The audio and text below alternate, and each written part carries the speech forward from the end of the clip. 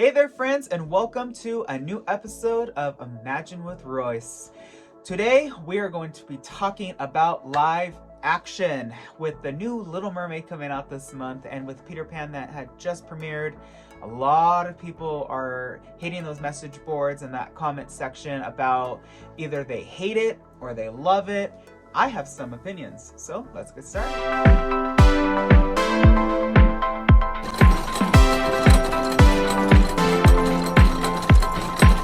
Alright, so starting out with the new Little Mermaid, Disney just released the song Part of Your World, sung by, I think her name's Haley. Forgive me if I'm wrong, I don't know how to pronounce it yet, but I'm sure by the end of this movie, everyone's gonna know who she is. And you know what? She absolutely did an incredible job reimagining that song. I think that no one did it better than Jodie until this point. And that's saying something, because obviously that song has been covered probably, I don't know, at least 10 times with an official soundtrack. And I think that she made it her own, and her voice is so strong, and yet she sounds so sweet. And I think it's an amazing version. And here's my thing. I grew up in the 90s, so I was one of those kids that really got a ton of new stuff. And when I mean new things, new movies like Tarzan and Hercules and Emperor's New Groove, I remember seeing those in theaters. And then I remember seeing a ton of live action in terms of like 101 Dalmatians. So this isn't necessarily new, this live action thing. I think that Disney has just really hopped full swing on this bandwagon of let's just reimagine everything, because we know it's an easy sell, people love it, and why not, right?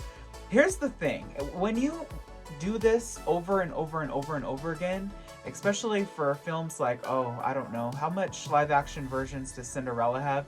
People get tired, and people really love and cherish these movies. And if you're going to redo these, you really need to stay authentic to what made people love it. Now, this brings me to the race swapping. I do not have a problem with Haley, you're gonna have to forgive me. I'm just gonna, for the rest of the video, I'm gonna just call her Haley.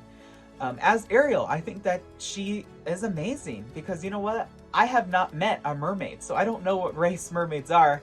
And now I know people are gonna be like, okay, well, Ariel was light skinned. That's the mermaid I know, and that is true. But if she walked into that audition room and sung like that, why wouldn't she get the part?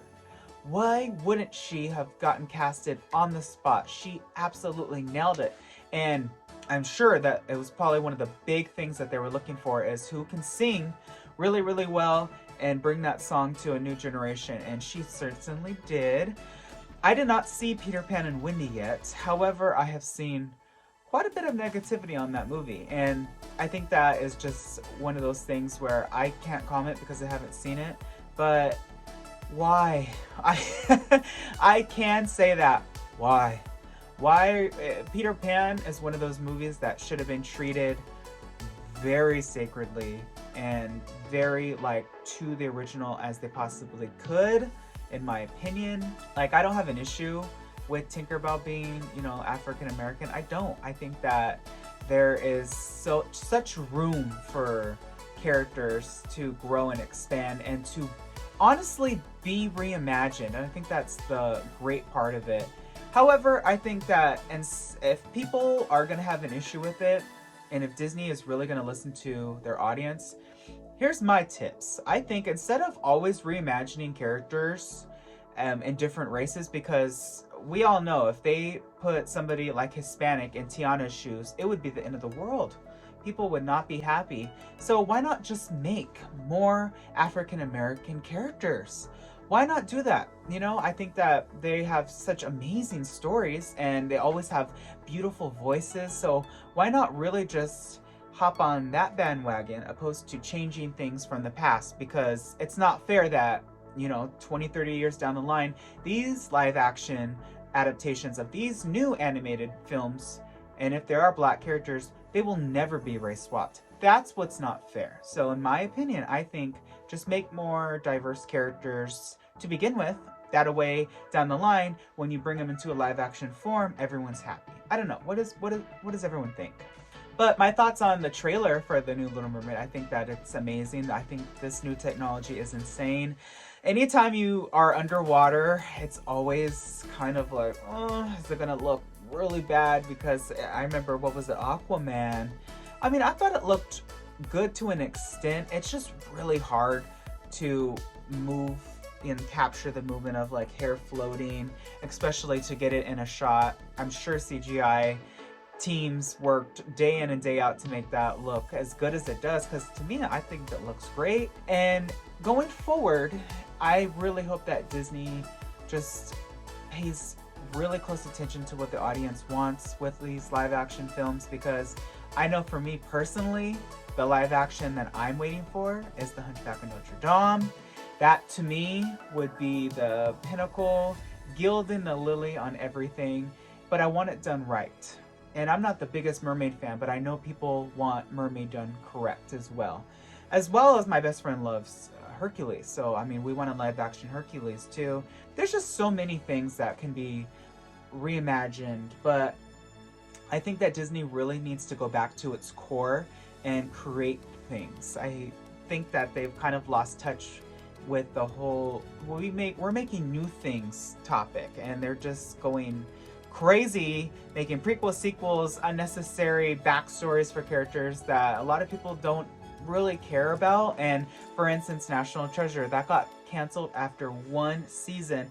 There's a reason why. When you take your main characters out of a show, people are not going to care. So that's another huge thing. Like for instance, I'm waiting for Cruella 2.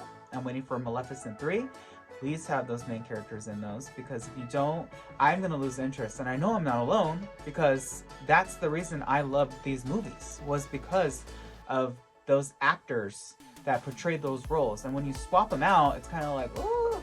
By the way, I believe Holes just celebrated its 20th anniversary. Who's down for a Holes 2? I love Holes.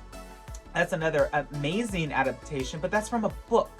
And I think that a lot of times, especially if you're a millennial like me, if you're in high school from like 2007 to 2013, a lot of the movies that were in theaters were from books. And I think that those films, us millennials know how to fangirl, right? I mean, think about the love that we had for Twilight, Hunger Games, Harry Potter, Maze Runner. Like, those were just amazing movies of their time.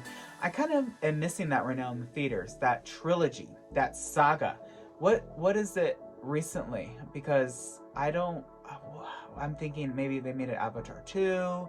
By the way, I love Super Mario Brothers. I'm kind of all over the place, but I want another like trilogy that I can be like, oh, I love this. Even High School Musical was a phenomenon in itself, and I really enjoyed that. So I hope Disney just really takes a step back and evaluates and really prioritizes what needs a live action, what doesn't, and really just pushes the boundary of creativity. That's why we love Disney. They went above and beyond and always brought us really high quality entertainment, and I'm pretty sure that in the future they'll get back to that, because they're gonna run out of things to make live actions of, and then I hope they're not like, well, now what do? We shall see.